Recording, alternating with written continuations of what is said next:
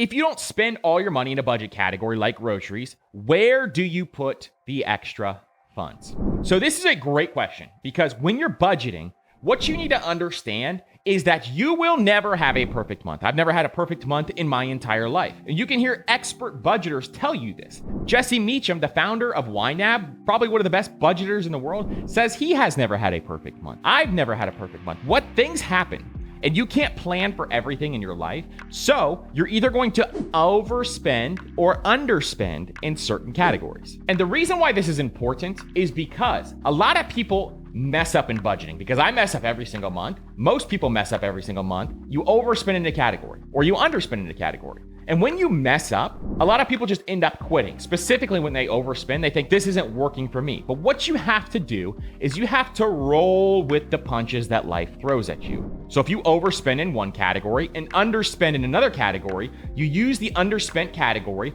to make up for the area where you overspend. This is the power of budgeting because it's very flexible and you have to go with the ebbs and flows. See, money is not black and white, and most people think it is, but it's absolutely not black and white. What you have to do is you have to go with the flow. You plan as much as possible, but then you have to go with the flow and whatever life throws at you. So what I typically do is if I underspend in a category, I'm going to give you some options for underspending in a second. But the first thing I would look at doing is if I overspent somewhere else, I would transfer those dollars there. So if I underspent in groceries, but overspent in personal care, for example, then I would just transfer those dollars over there. Another example would be maybe your car breaks down and you don't have enough money in your car repair fund or your emergency fund to make up for it. If you underspent there, then you throw the money over there. Or if you need to make up for some other specific areas, that is where you're gonna roll those funds. So the first option is if you overspent in another category, just roll it over into that category. Now the second option is, for example, if you underspent in groceries, then you can keep that money in that category for the next month. You can roll it over to the next month. And now you're just gonna have more money to spend in groceries. Go ahead and buy the gluten-free avocado toast. Go ahead and do whatever you want with those dollars and reward yourself because you deserve it. So that's the second option that you have, is just rolling it into the next month.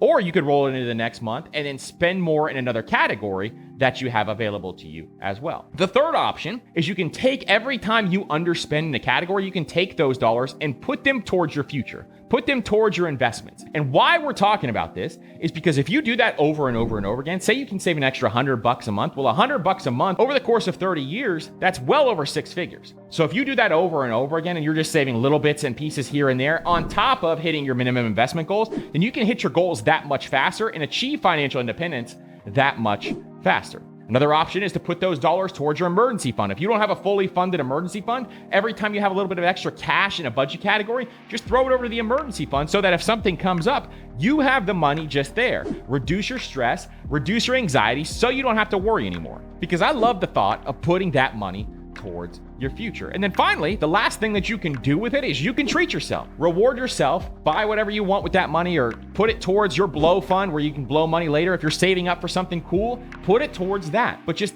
allocating those dollars towards the place that brings you the most value is what you want to do. So the way this happens is, think about it this way. If I didn't overspend in a category and I don't need to roll it over somewhere, what will bring me value? What would these dollars do that can bring me the most value? And put those dollars in that place, because that's what money's there to do. Money is there to bring you value. So making sure that you utilize it that way is incredibly important. Thank you guys so much for watching this money Q&A video. If you guys have any questions or want to leave a question with me, hit me up on Instagram or TikTok at Master Money Co. And if you like this video, here's another Q&A video that I know you're going to love.